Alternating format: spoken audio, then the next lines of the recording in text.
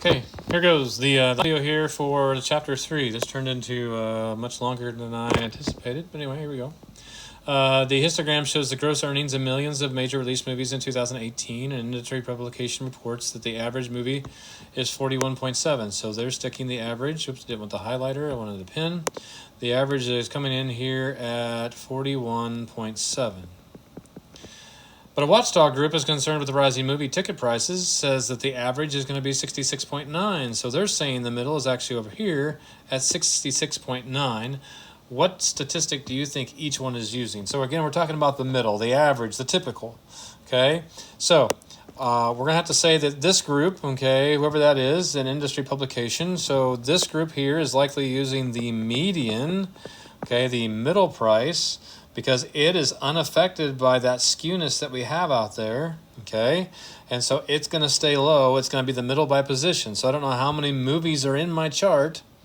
Did it say? It just said major. It didn't say how many were in my chart, but it's going to be the middle by position. Whereas because this is skewed to the right, this group here must be using the mean, okay?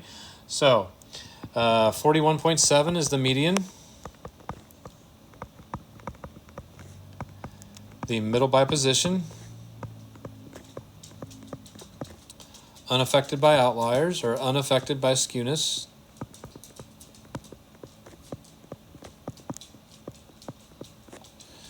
Uh, 66.9 is the mean.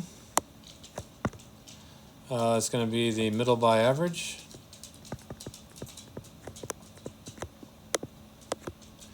It is higher because skewed right.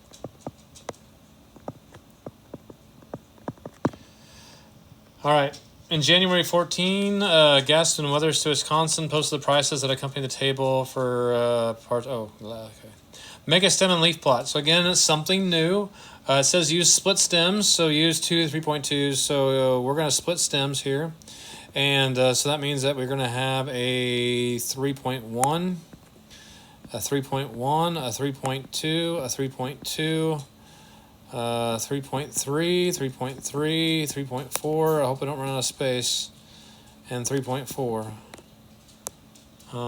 That should do us, I think, I hope. Okay? So we're going to go in order. We're going to find that smallest piece, smallest gas price. It looks like it's going to be 311. So I am going to put a 1 here. So there is my, if we look at what we have here, I'm going to erase that in just a second. If I look at all the parts, there's 3.11. So there is my number is represented by 3.11. Okay.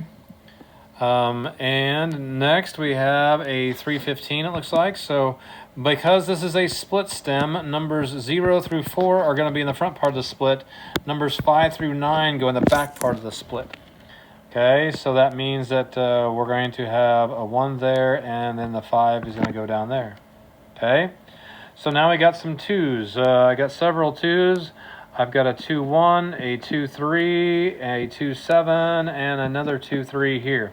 All right, so if I go to split those stems, I got a 2-8 up here that I missed. Okay, so I got a 1, a 3, and a 3. So here in the first row, I have a 1, a 3, and a 3.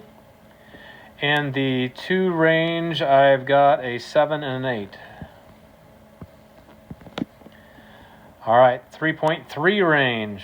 So there's only 1 in the 3 threes. That would actually no. I take that back. It's right here. That's the one I meant to circle. All right, so that's 339. So it's going to be in the bottom row.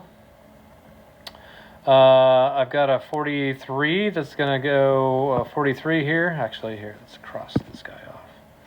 Cross all these off. Okay. I've got a 43. Actually, let's use a different color ink. Oops.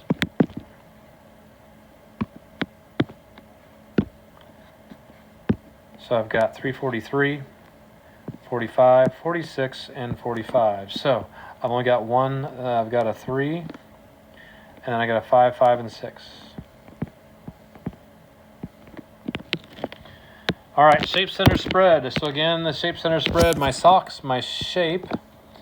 I'm going to consider this one bimodal just because, again, there are 2 distinct areas, 2 distinct humps or peaks that we're going to split the 3.3. The center of this graph, again, it's a little bit hard because the center, if we split that in half, the center is going to go right about there, about 3, 335, somewhere in there, but I've got multiple pieces above. I mean, I got one. And again, this is just a way of organizing. I got 1, 2, 3, 4, 5, 6, 7. 1, 2, 3, 4, 5. So in reality, I need to slide that down a little bit. I'm going to have the median. That's definitely not the median. Median's going to be 328. Excuse me. Okay. So we're going to go with 328 for that median. So let's go back to that median thing. There were 1, 2, 3, 4, 5, 6, 7, 8, 9, 10, 11, 12 pieces of data. So if I'm going to split those 12 pieces of data in half, 1 through 12, the middle line here is going to be 6. Okay.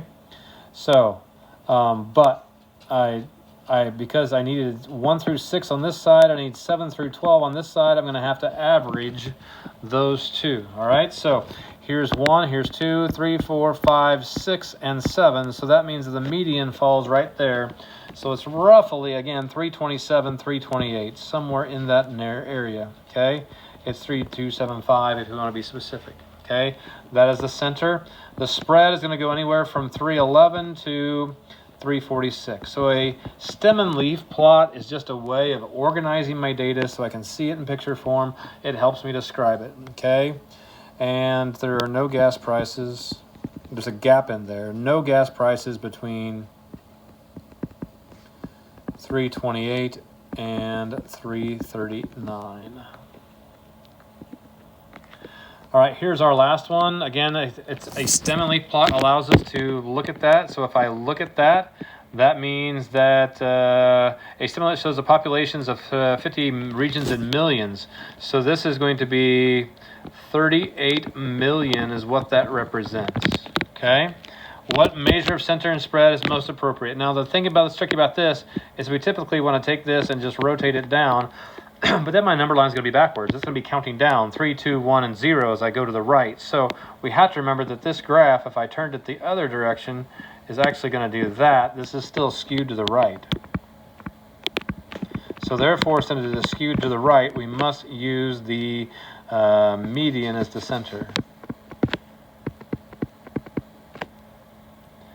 Now, I haven't linked these yet together either. What happens is because averages are both involved in a mean and a standard deviation, mean and standard deviation go together as far as measure of center and spread. We're going to come over here, and so that means that the median and interquartile range are the other pair of center and spread. So we're trying to pick between the two. So this is going to be median and interquartile range. Without doing any calculations, which must be larger.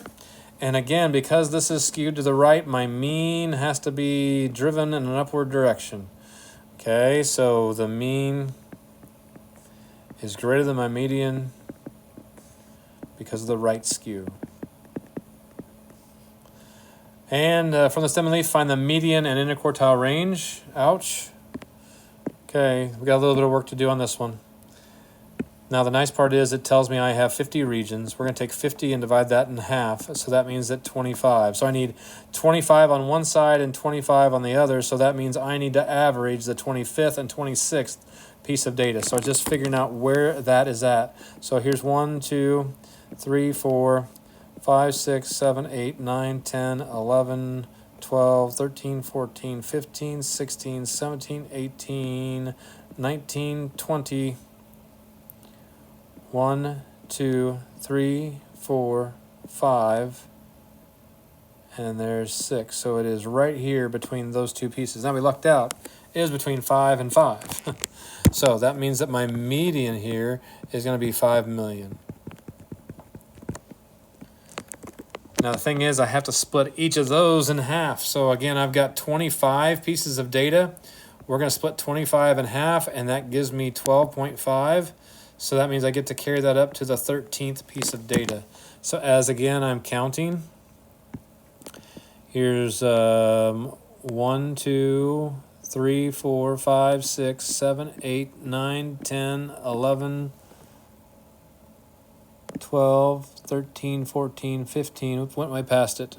13 is this guy right here. So that means that quartile 1 is going to be a 3 million. Quartile 3, again, we're going to count down 13 pieces. So again, it doesn't matter where you started at. I don't know. 1, 2, 3, 4, 5, 6, 7, 8, 9, 10, 11, 12, 13. So it's going to be 7 million. Okay? So that's that counting. Now the good part is, once we get that past this lesson, our calculator is going to just give us values, and we don't have to worry about being able to hand calculate all those things. So, all right, here. I'm going to call that one done. Hope we can make heads or tails. All right.